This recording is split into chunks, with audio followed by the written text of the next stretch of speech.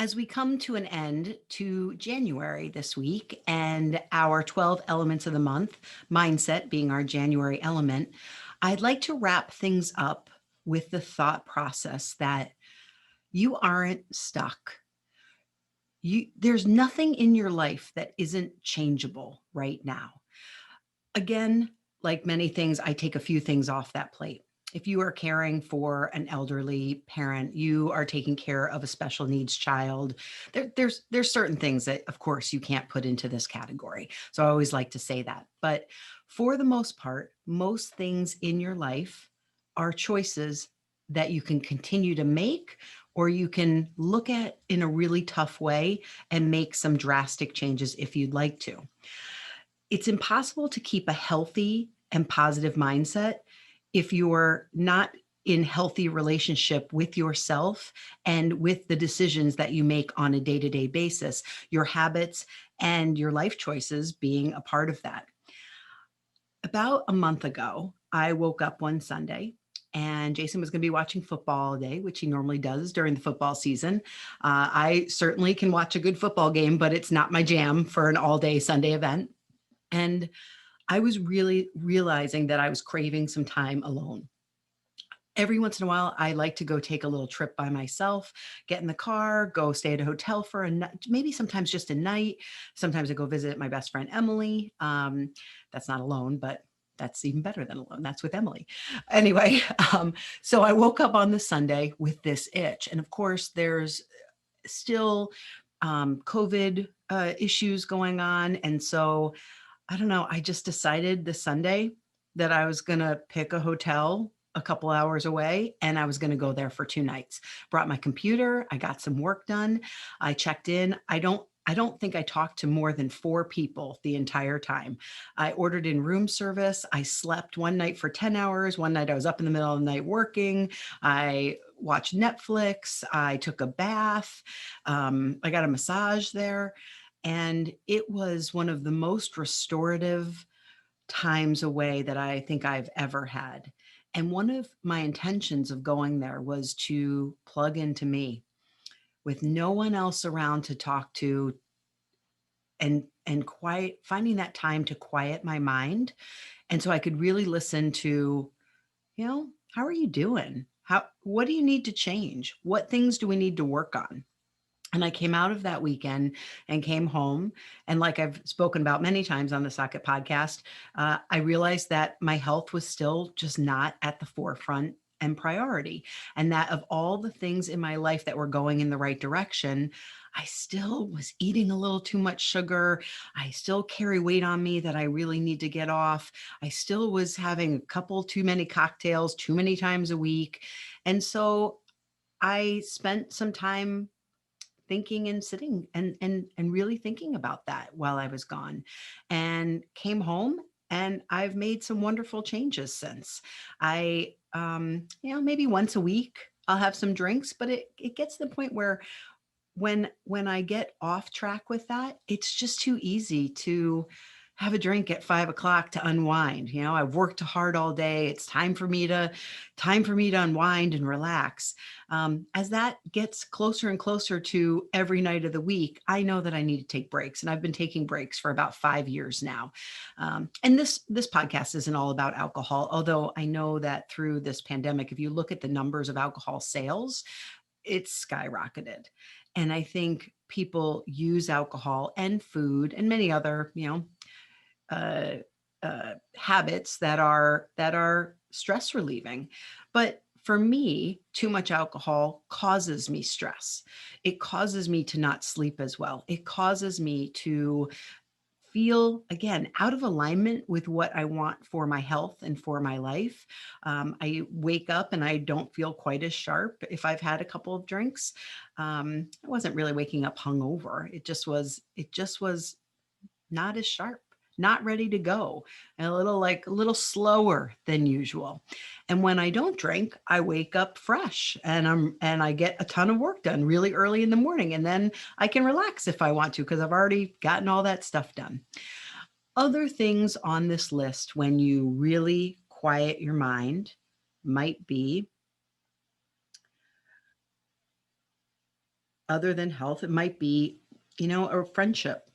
Maybe maybe you've said something, or you didn't say something, or you didn't show up for someone when you wanted to. Maybe there's something that's laying a little heavy on your heart, of something you did or didn't do that you need to make some amends for. And whether or not, depending on what that relationship is and the status of it right now, you may or may not get back to what that relationship might have been. You may never have this person in your life again. I really don't know what you might be going through. But if there's something on your heart that you would like to share with someone, you can do that without any expectation of what comes back at you.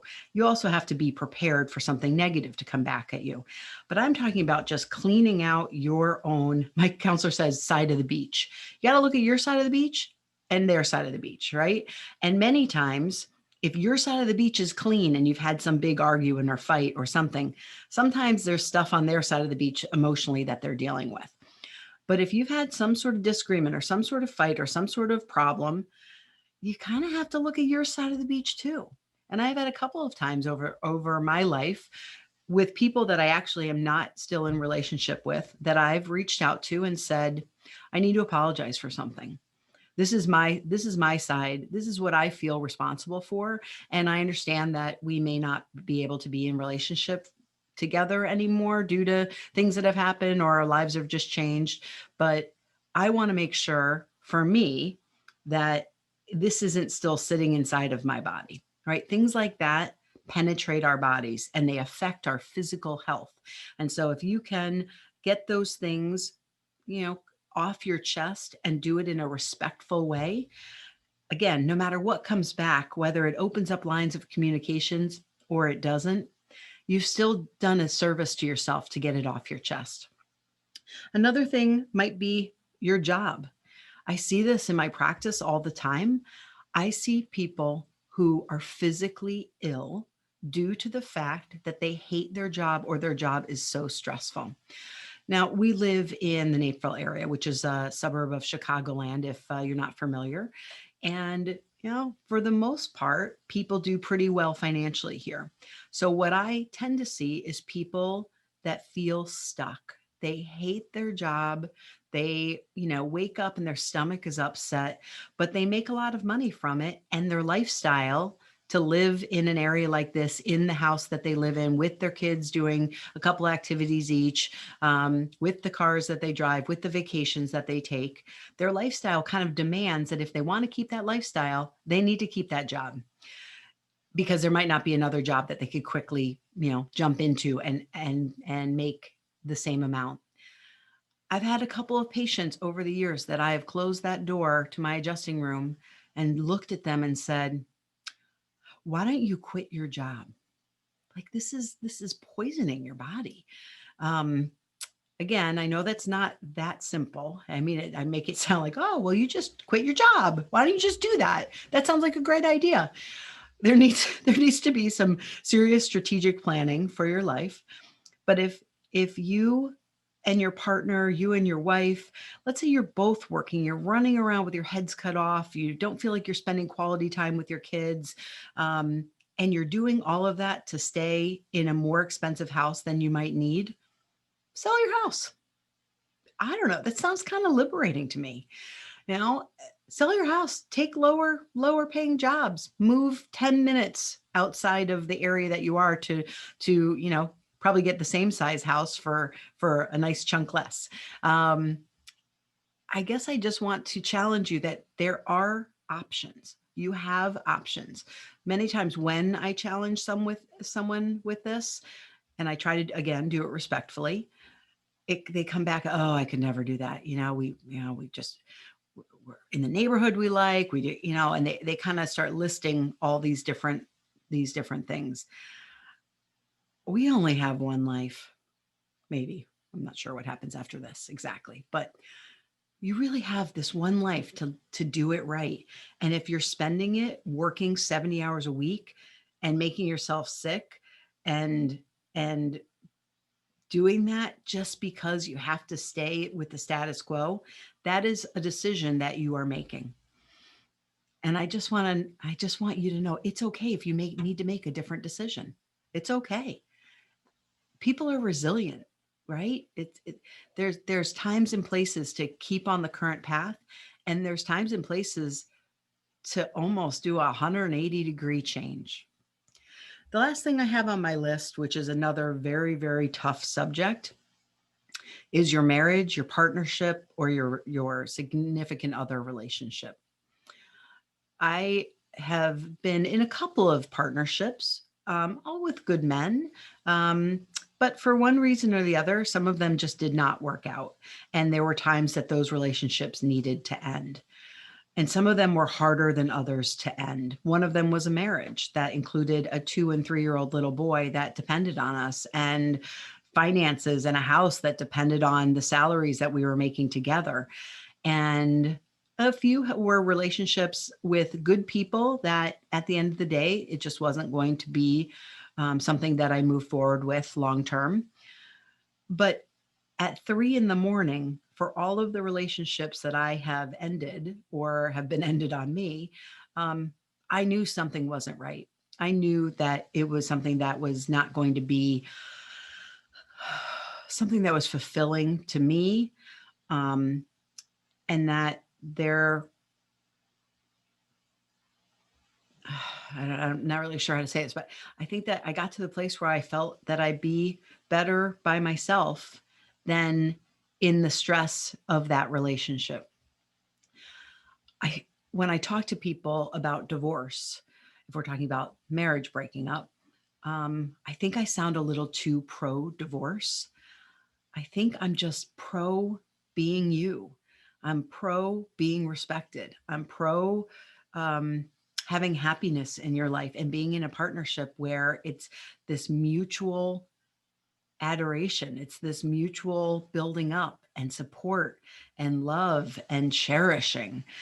And if you are not in that space and that is causing you stress on a regular basis, on a daily basis, on an hourly basis, if you don't feel supported, if you don't feel as if you can live your life and be yourself in that relationship in full and be loved, then either that relationship really needs some work and some deep digging in, or it's something to look at that maybe it's not the right relationship anymore. And that's really hard, really hard. But I will tell you that on the other side of the relationships that I have gotten myself out of has been personal growth and a lot of happiness. There's also been some financial struggles because those partnerships brought finances to the table. So again, I'm not trying to make it sound super, super easy, but at 3 a.m., if you wake up and feel like, I don't feel loved, or I don't think I'm in love anymore, or we fight all the time, or we're not modeling a healthy relationship for our children. I'm not a big fan of staying in a marriage solely for children.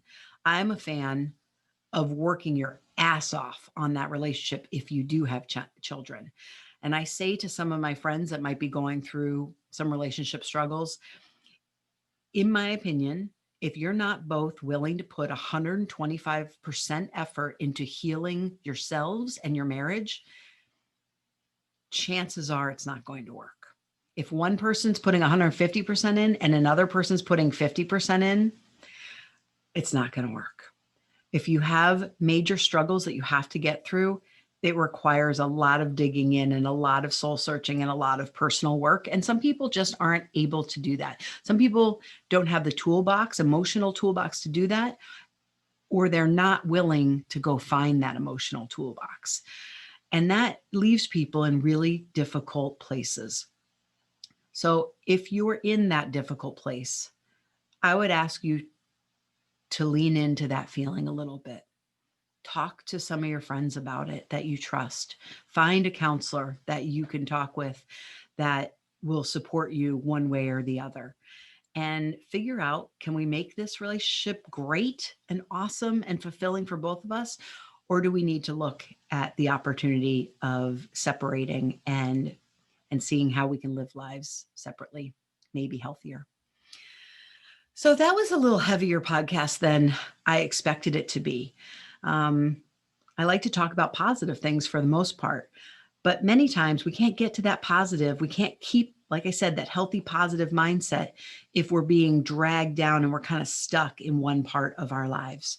So I feel like 2021 is a great year to dig in, to kind of pull back the blinds, right? In our mind, we kind of visually pull back the blinds and take a look at what's inside. What's going on in my head? What are the things that I need to work through and resolve? And on the other side of that can be a lot of joy and a lot of happiness and a lot of gratitude.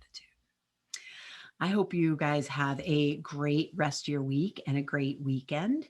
And if you'd like to connect with me, you can find me at Simply Socket on Facebook, Instagram.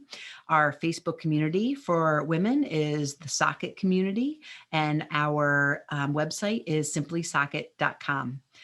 I really appreciate connecting with you on a weekly basis, and I look forward to hearing from you soon. Have a great day. Bye.